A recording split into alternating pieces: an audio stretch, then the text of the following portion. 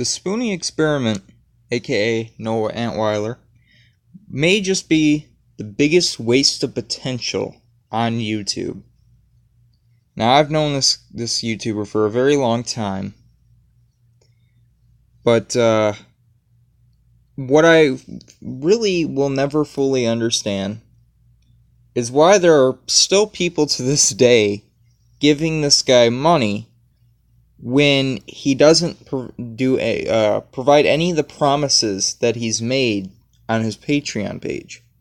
Yet he's getting $500 a month, over $500 a month, to do absolutely nothing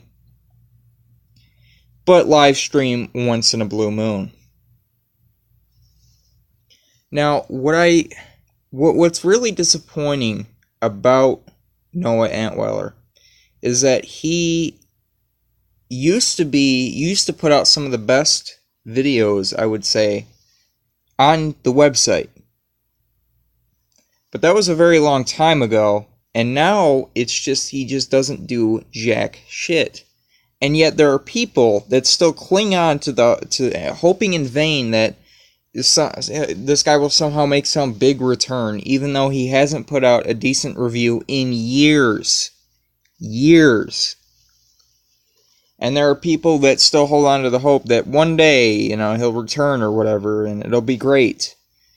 And I just question to myself, I don't feel bad for him, because maybe you know that I did put out a video on Spoony a while ago. It was, I believe the video was called "To the Spoony Experiment Fans." Now, I don't feel bad for Spoony Experiment. I just feel bad for his fans. That, he comes in here, he makes all these promises about how he's gonna make some feature-length fucking film or whatever, yet that never happens. These people, his fans, spoon-fed him, no pun intended, spoon-fed him basically Hollywood. They basically did everything but make the movie themselves.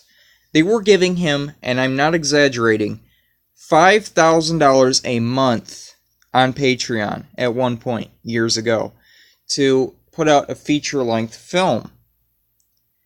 And yet, Spoony said something like, well, I can't do that or whatever, and, he had this, like, he was making excuses for himself on why he couldn't put out the feature-length film, or even start on it for that matter. Even though, it was too late. I mean, if you couldn't do it, then why did you say, I'm going to have this Patreon campaign, if you want to see me put out such and such, please donate, and then when they do donate, you back off. Like, no, motherfucker, you already said, I'm going to be doing this. And yet, what's amazing is that there's still people that cling on to this hope that one day he'll make some big fucking return. Let me tell you guys something. For the people that still hang on to hope that one day he will return, move on.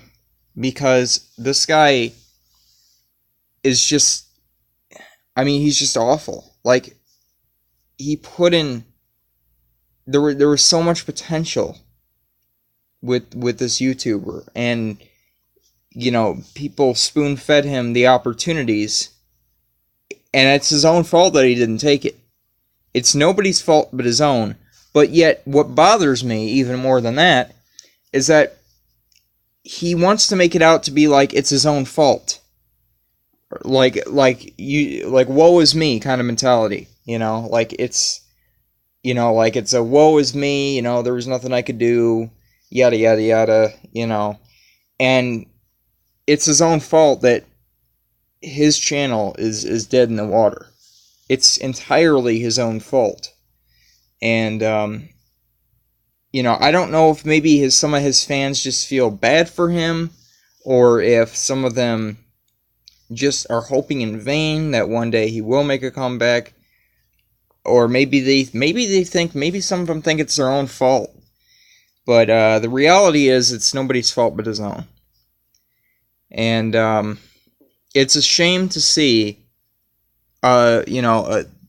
a once great YouTuber who put in a lot of time and effort just turn up so badly. Like, I mean, not only that, but he'll serve as the one thing that I can thank him for is an example of how not to treat your fans, because he actually, I would say he treats his fans worse than worse than how DSP Gaming treats his fans.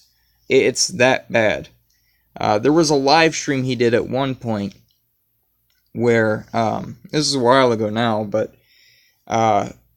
he was like banning people left and right on stream, and he was insulting people that were trying to give him advice, and it was just a mess, is what it was. But I mean, it's just, I don't know. I don't think there's ever going to be a YouTuber that will serve as a better example of how not to treat your fans. Number one, how not to go about making promises and whatnot for another. Because, I mean, if he, like I said, if he couldn't do what he said he wanted to do, then why did he ever set it up? That just doesn't make any sense to me. The last time he updated his website was last year, and yet there are still people that are paying him money to do absolutely nothing. That to me is just astonishingly insane. I mean, why would you give someone money when they don't do anything? I mean, nonetheless, when there are other people that are actually putting an effort into their channel, and yet just to hope in vain that, maybe possibly he'll put some effort in at some point, here, take my money for absolutely nothing. And the guy even said at one point on a live stream, if I'm not mistaken, that, all he uses the money for is just to buy booze.